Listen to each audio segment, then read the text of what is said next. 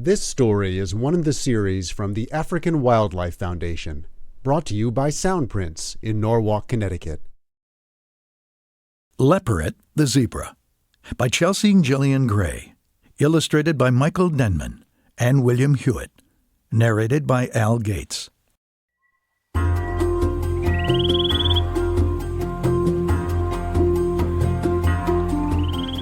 The early morning air is cool, but soon the day will be hot and dry.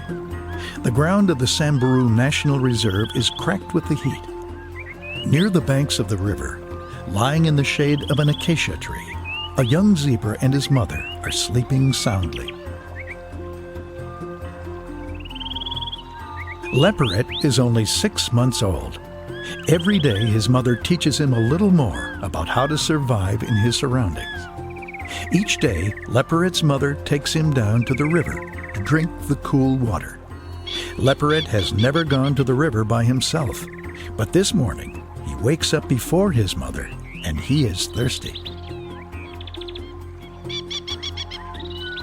Leperit wanders down to the river and drinks the cool water. When he has had his fill, he makes his way back to the acacia where he left his mother sleeping. But Leperit's mother is gone.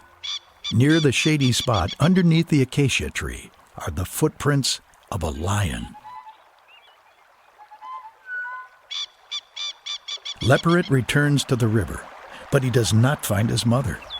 Leperit begins to trot wildly along the banks, whinnying, but his mother does not come to comfort him. Finally, Leperit drifts back to the acacia tree. Tired, he lays down on the hot, dusty ground and watches and waits for his mother to return. For 2 days, Leperit stays close to the acacia tree. He eats only what little grass he finds nearby. Soon he is very hungry. Each day he becomes weaker and weaker. Just before dawn on the third day, a pack of jackals slinks toward Leperit out of the darkness. Before Leperit realizes what is happening, the jackals have surrounded him. He quickly struggles to his feet as the jackals circle. Bucking, kicking, and whinnying, Leperit struggles against the pack of jackals. But the jackals are all around him, coming from every side, and Leperit begins to get tired. Suddenly, a small rock soars past Leperit. It hits a jackal that yelps and turns to flee. Leperit looks toward the direction of the rock and sees 2 young boys. They are hurling stones, screaming and waving their arms to try and shoo the jackals away from Leperit. Soon, frightened by the boys' shouts, the jackals run off into the distance. Leperit collapses on the ground, hurt and exhausted. Leperit licks a cut on his front leg. He looks up and sees the 2 young boys coming toward him, slowly and cautiously. Leperit is too tired and weak to run. He looks up helplessly at the boys with his wet black eyes as they slip a rope loosely around his neck. The boys lead Leperit to the homestead where they live. Leperit takes a long drink from a trough of cool water and rests for a while before grazing on the grass around him. Later, the boys wash his wound and gently rub it with traditional herbs. For days, Leperit eats and drinks beside the little kraal where livestock are kept. The boys take good care of him, and soon he is healthy and strong. One day, as Leperit nibbles grasses in the shade, the 2 young boys and an older man carefully approach him. They once again gently put a loop of rope around his neck. The man is a ranger who has heard from people in the area about the young zebra who lives on a kraal and grazes with calves. The ranger and the 2 young boys lead Leperit to the same spot where he lost his mother. They remove the rope and stroke his neck. Then the boys and the ranger walk back toward the kraal.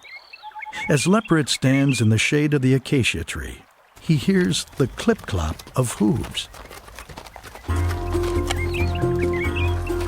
It's Leperit's mother. She has a wound on her back that looks as if it has been made by a lion's claws. But she is safe. Leperit excitedly trots toward his mother, who gently nuzzles the side of his neck. As the sun begins to drop down toward the horizon, Leperit and his mother lay side by side underneath the acacia tree, together once again.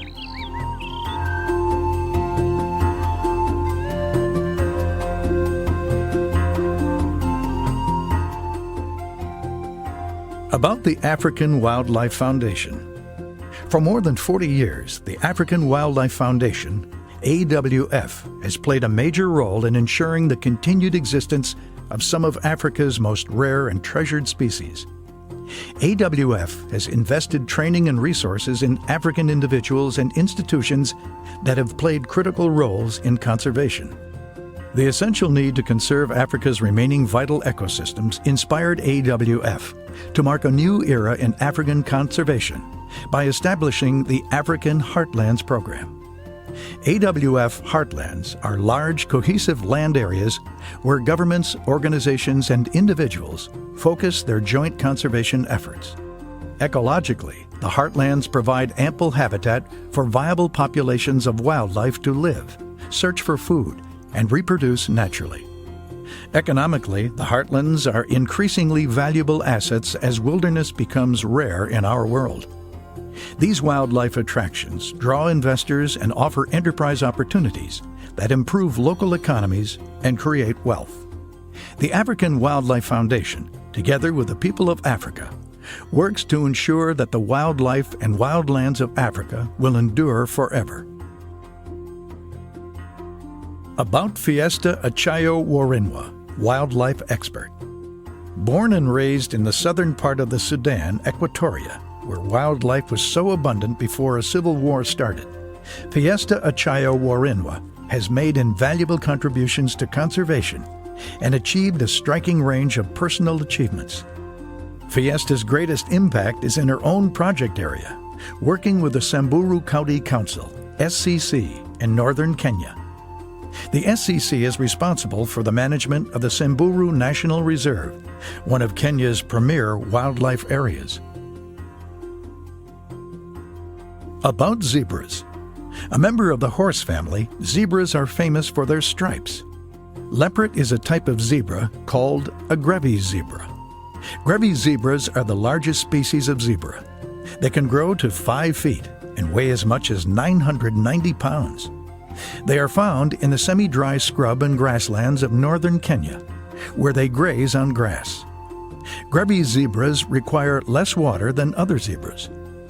A zebra's striped coat is used as camouflage. It makes the zebra hard to see, especially in the evening, when zebra's predators usually hunt. Each zebra has a unique pattern of stripes, much like a fingerprint. But all Grevy's zebras have no stripes on their stomachs. Zebras' coats are also shiny, which helps to reflect the hot sun.